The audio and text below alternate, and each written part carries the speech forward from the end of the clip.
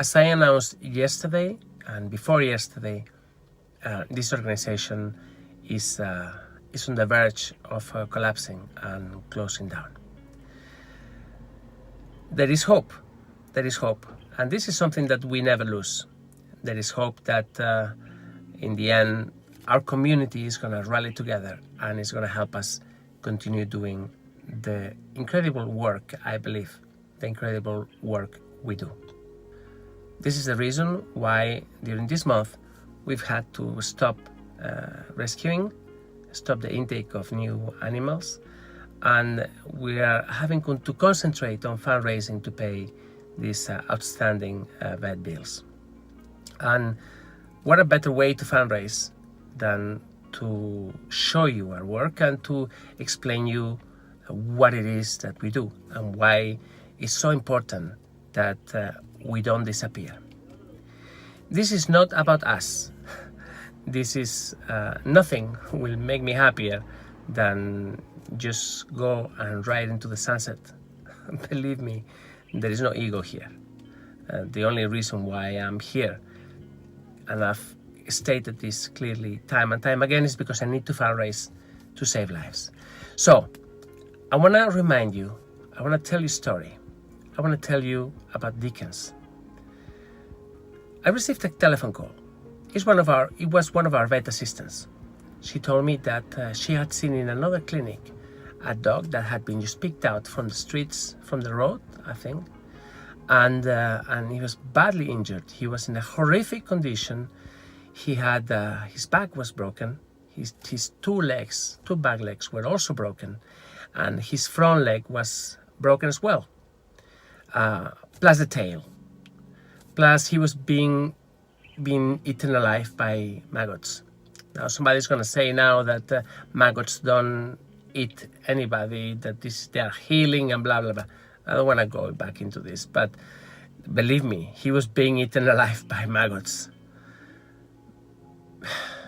Dickens was in such a horrific condition. So when he arrived to the hospital, we looked at the situation, and we saw the broken back, the broken legs, the broken front leg, the broken tail, the general infection. And some of our vets said, no, we can't do this. He's gonna die. He's never gonna be okay. This is gonna be too difficult. But then I looked at him. I looked at his eyes like I do in all these cases. I looked at his eyes, and there was a dog in the worst moment of his life looking at me and connecting at me with his eyes and telling me that he wanted to leave. What do you do when something like this happens? So Dickens' journey began. Treatment was long, complicated rehabilitation. A miracle happened, and Dickens made it. Dickens was then adopted by a family. We thought they were great people. They had another dog. In theory, it was a great family.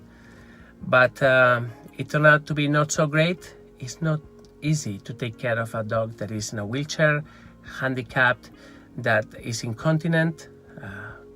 He can't poo, he can pee, loses control. It's a very difficult adoption. So after 8 months, they returned him to us. Well, they didn't return him to us. I had to fly to where he was to pick him up immediately. So then we brought him back to us, to the White House. At some point, there was somebody interested in adopting him again, but in the end, it didn't work out. So he stayed with us. And so that dog that had been rescued in such a horrific condition, one of the most extreme rescues we've ever had, he flourished. And for the last 2 years, wow, Dickens, he has such an amazing life. He can swim, he can run, he requires constant assistance. There has to be somebody close to him all the time, putting the wheelchair in, wheelchair out, helping him pee, helping him poo. But I tell you, he's so happy, so happy. I want you to see how Dickens is doing today.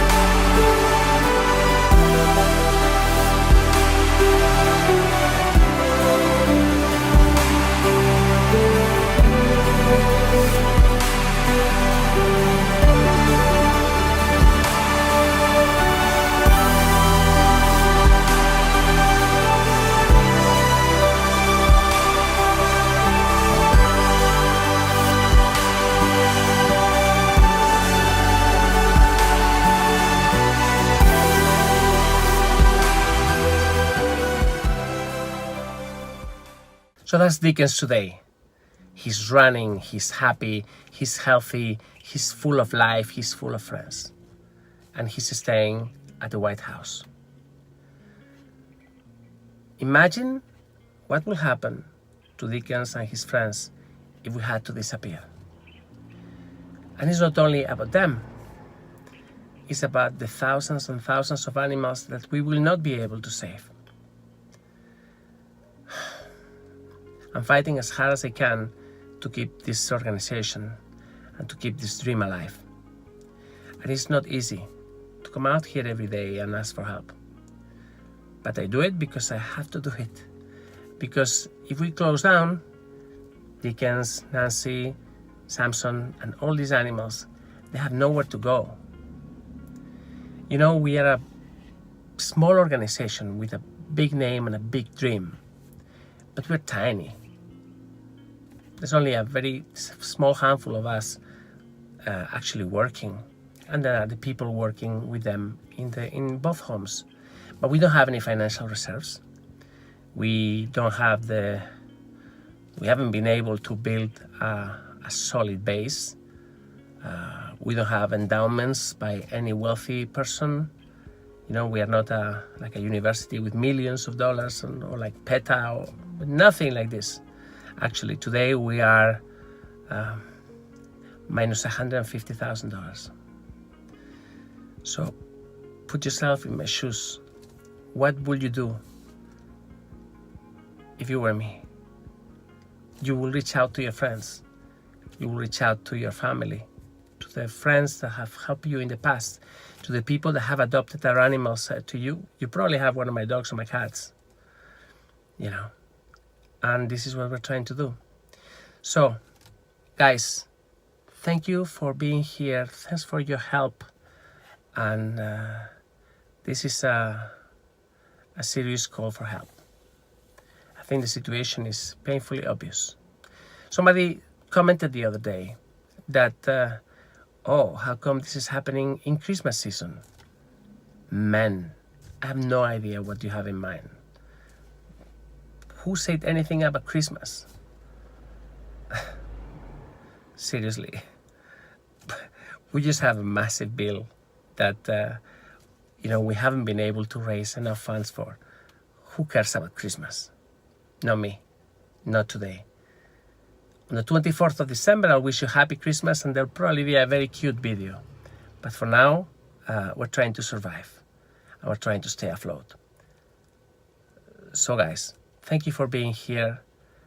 And please, if you can, help us keep the dream alive.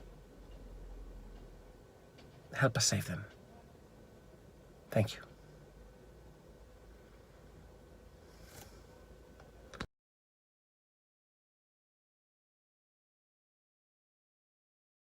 Dad, I hear you're recording for the World Awareness Society. What is that? Yeah, you mean World Animal Awareness Society? Well, I'm a volunteer with the World Animal Awareness Society, Emerson. I volunteer my voice for use in animal rescue videos. And I don't know if you know this, but everyone at the World Animal Awareness Society is a volunteer. But what do they do? They're award-winning volunteer filmmakers who have interacted with 2,200 animal welfare nonprofits, including Maddie's Fund and Austin Pets Alive, providing information-rich content to more than 45 countries in the last 10 years. Dad, what does that mean? Okay, Em, how about this? They make short movies about animals that are in peril, that are hurting, in bad shape or dying, or homeless in the streets. They film rescuers doing heroic work so they can focus on saving lives. The World Animal Awareness Society posts the rescue videos on social media, and then they're broadcast on TV, sharing the heroic stories with people all over the world so they can understand what's really going on. Cool. I like animals. How did you start volunteering? Well, I met their director through social media and saw the work that they were doing and knew that I could help their cause. So I asked if I could volunteer. I am very fortunate to have really great jobs providing the voice to so many shows that I believe it's important to give back. Since I've been volunteering with the World Animal Awareness Society, they have created the 7th most influential YouTube channel for dog rescue lovers in the world, WA2S Films. That's so cool. Hey, Dad, nice job. Do you think I could volunteer too? You already are, Em. You already are. You're watching the World Animal Awareness Society. Yep, that'll do, Emerson. That'll do. You're watching the World Animal Awareness Society.